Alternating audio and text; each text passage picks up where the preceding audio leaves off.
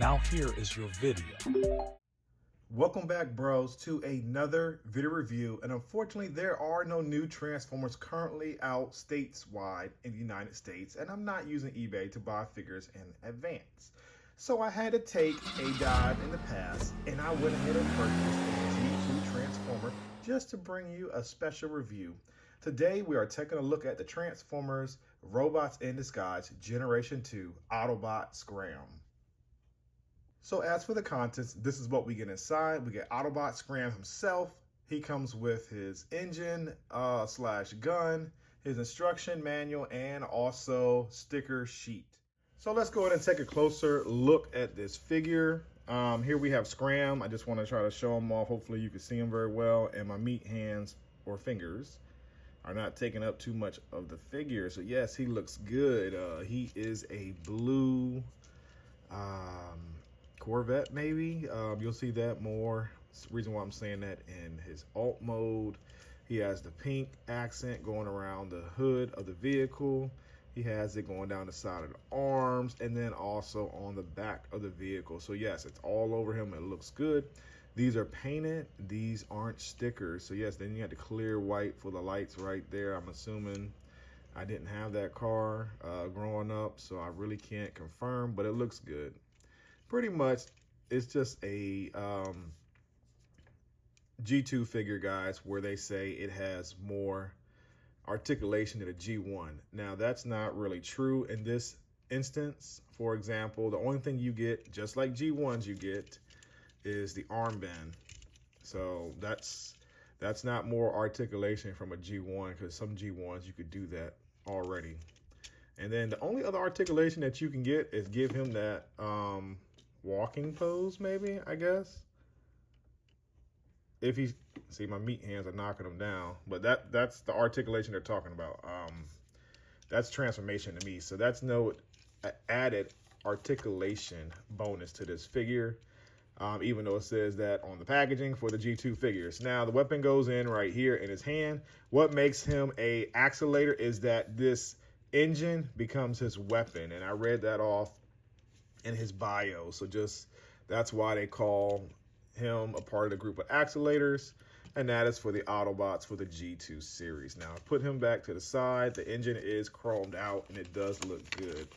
Now, this is where I get excited, because looking at these old 1992, 91 instruction manuals, man, these things really just make me feel like I'm a part of the 80s and 90s. But like I said, guys, I definitely want to bring this to you. There's no new figures coming out. This booklet is great.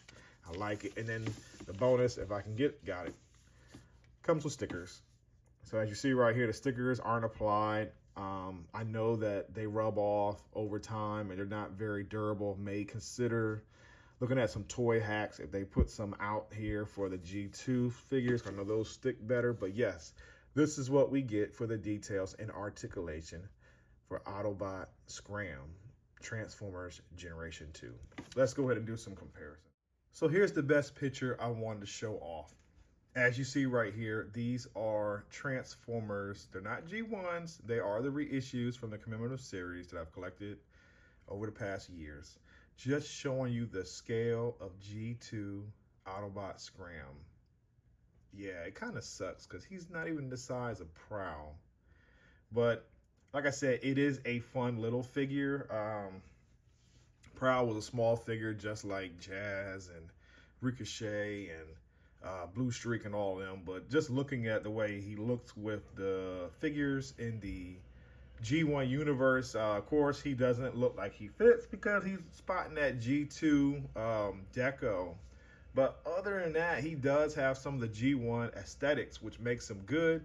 And I like him, and I'm going to include him at my G1 shelf. Now, just looking at this group, as you see right here, of course, Scram was made in 92. The others were made in the 80s. So, like I said, I really can't complain because I'm diving back into what made us all Transformer fans. Seeing this in the 80s, watching the cartoons, having good, awesome quality figures. So this is what I want to show you guys. So So before I get to that transformation, I just had to show you, I forgot I had Wind Charger. I don't know if this is the G1 or the G1 keychain version, but I found him a long time ago at a flea market. I picked him up. Anyway, just showing you the height comparison. So yes, he's not much higher than a mini-bot. So if you consider this being a mini-bot figure, then yes, it does have more articulation added to what we got with Wind Charger and some of the other mini-bots that came out in the 1980s. But yes, so let's move him out the way and let's go ahead and get Scram transformed into his alt mode. So basically you just want to take this out, don't damage the chrome, hopefully.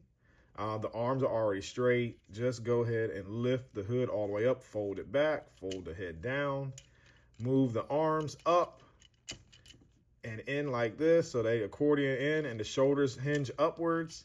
Just like that. Just give it a tight squeeze. It locks in. And then what you want to do now is flip the feet. And they go right here over top of the hands. Same thing for the other side. And that is pretty much it. Besides putting in your engine block, which is friction pegged in, guys. You give it a tight little push in. And it's supposed to lock in. Fold it down. Well, see, I didn't push it in all the way. Now, see, you hear that little click, it's in. Wait a minute. There we go. Now I clicked in, you heard that. So now it is transformed in its alt mode, and this is what you get, and it looks good, in my opinion.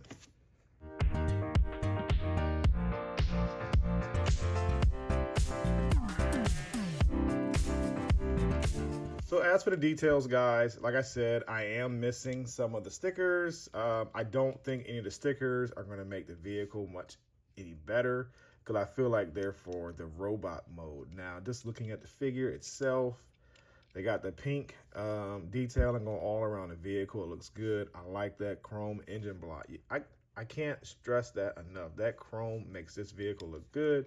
It's got the pin in wheels. It rolls nicely.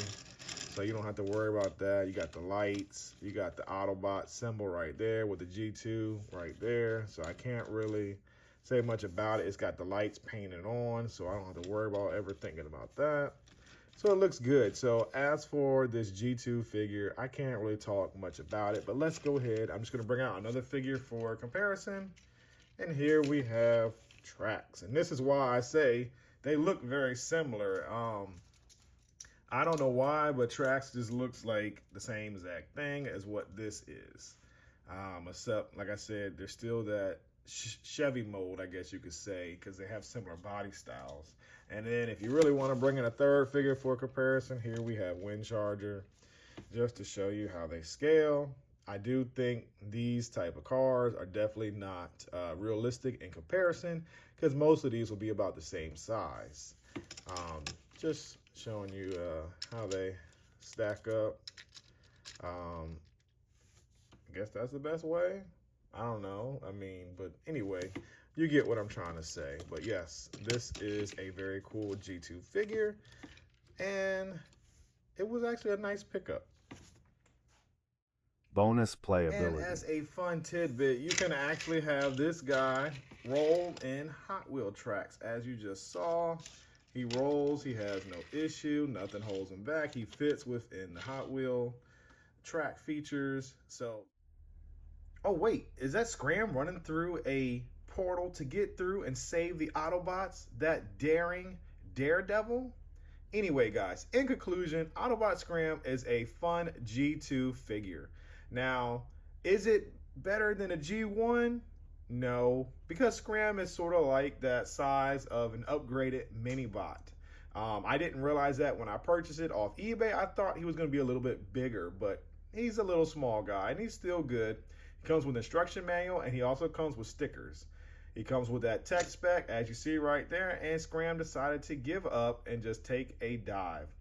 With that being said, guys, I picked up my copy on eBay, as I just stated. I ended up paying $40 plus taxes and shipping, which wasn't a bad deal. The guy accepted my offer. He was selling it for more. I offered him less because the card, as you saw in the beginning video, was definitely yellowed. With that being said, I'm thoroughly happy with my purchase, and I'm really digging what Transformers did during this time and I like the figures, so I may end up collecting more if I can get my hands on them for a decent price. As always, guys, please like, comment, share, and subscribe. By doing these 4 actions on YouTube, it shows my channel a tremendous amount of support, and not only that, positive feedback as a YouTube content creator. And thank you once again for spending your time watching my video. Until next time, yeah, bro. I'll see you soon.